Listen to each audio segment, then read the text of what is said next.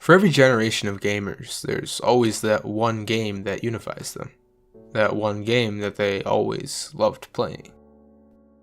For some people, it may have been classics like Doom, Wolfenstein, and Morrowind. For others, it may be newer games like Fortnite. But for me, it was Minecraft. A game where you could build anything, do anything, as long as your mind could imagine it.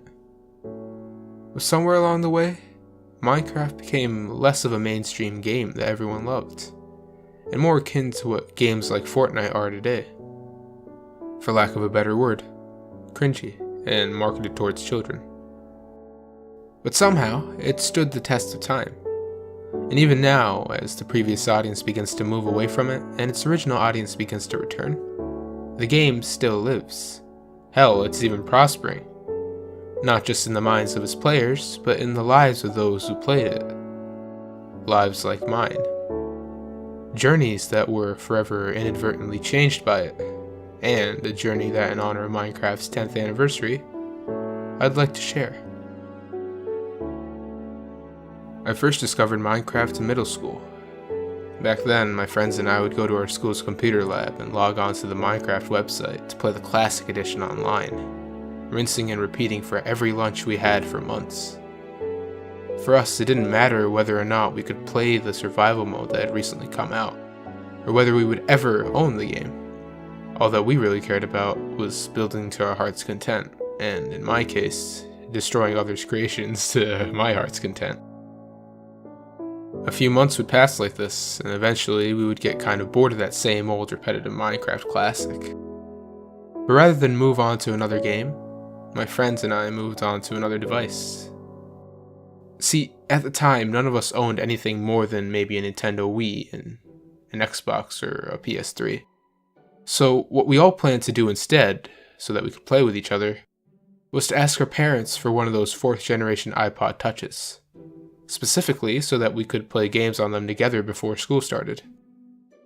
This eventually led us to a almost constant search for newer games that we could play together, being limited up until that point by games like Call of Duty World at War Zombies and Gameloft games. That was until Minecraft Pocket Edition came out. Now initially, Minecraft Pocket Edition was nothing more than normal Minecraft Classic on mobile. But nevertheless, we took great amounts of joy in building in each other's worlds, and setting up massive mining operations for when the survival update would come out. This is where I feel Minecraft finally hit its stride, with the update that had at the end coming out around this time as well, and the game finally getting what seemed to be its ending, what with the credits and the Ender Dragon fight. It was also around this time that my brother and I had gotten an Xbox, and with it, Skyrim, as well as a slurry of other games. From here on out, not only would my love for open world games develop, but Minecraft fell into a weird spot for me, as the game was essentially a make-your-own adventure game, but at the same time lacked the qualities that made long, curated experiences feel so unique. That being said, while the game did always hold a place in my heart, my brother and I eventually began to move away from it, as not only did our tastes in video games evolve, but Minecraft began to stink of the metaphorical smell of a younger audience. Gone were the days that the developers were much more open about their opinions of the industry and other developers, not to mention the language they used. Instead, Minecraft, after being bought by Microsoft, had become a machine. One that only existed to print money and maintain a cash cow of an audience, and one that would slowly begin to fade. Time would pass, almost 6 or 7 years to be exact. I would go on to finish high school and begin college, with my taste in video games evolving as I did so, always hovering around the curated experiences of quests and the like that I'd come to enjoy. Things would change and life would throw curveballs and straight balls, but everything would keep moving.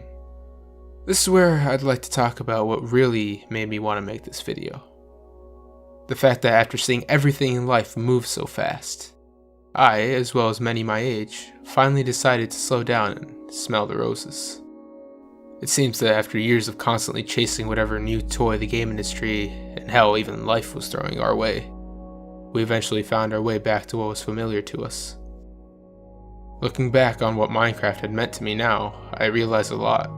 about how the game taught me to explore my creative side, about how it showed me how to start from nowhere and end up somewhere, and most importantly, how Minecraft, through all the years, has somehow helped me find myself. While the game may not always have been present in my life, it had opened up windows and even doors that led me to greater things.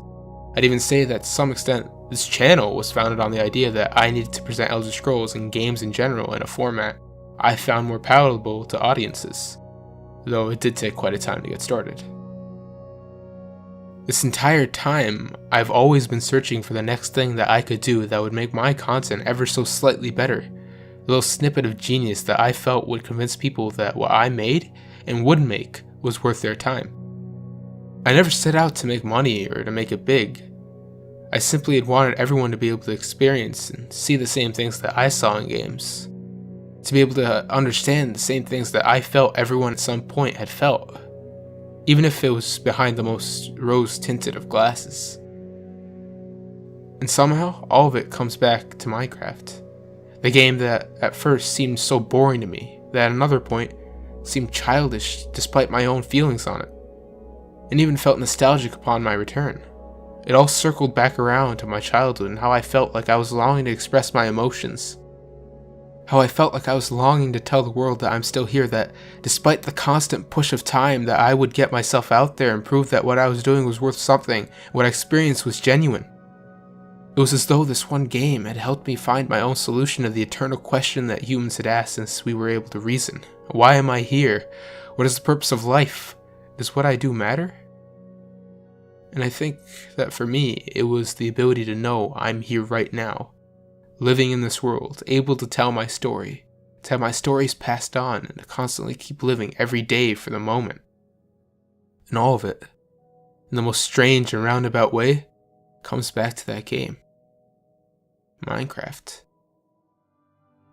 The cube world where whatever you could imagine, you could build. Whatever you could think you could do, you could do. A message that kids like myself internalized, forever carrying that idea in our heads that we could create whatever we set our minds to, that the world was our playground, and that maybe even outside of this land of creepers and pigs and ghasts, we could become what we always wanted. All of that being said, I know this sounds far too ideal, too on the nose to say that a game is the reason for growth that may just have been part of any normal person's life. But I feel that maybe that's just what makes me feel better. And maybe knowing or at least thinking that something you played as a child changed who you became for the better. And for that, I thank you, Minecraft. For helping me realize what I never knew. For helping me find what I knew I always could. And for making the hours I played the best I've played. Happy 10th birthday, Minecraft. And here's to 10 more. And perhaps beyond.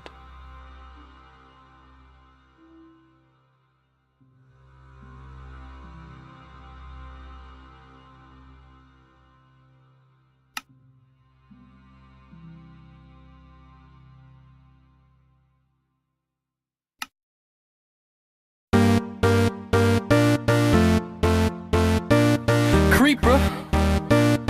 Oh man. So we back in the mine, got our pickaxe swinging from side to side, side to side. This task a grueling one, hope to find some diamonds tonight, diamonds tonight. Heads up, you hear a sound, turn around and look up. Total shock fills your body. Oh no, it's you again. I can never forget those eyes. 'Cause baby tonight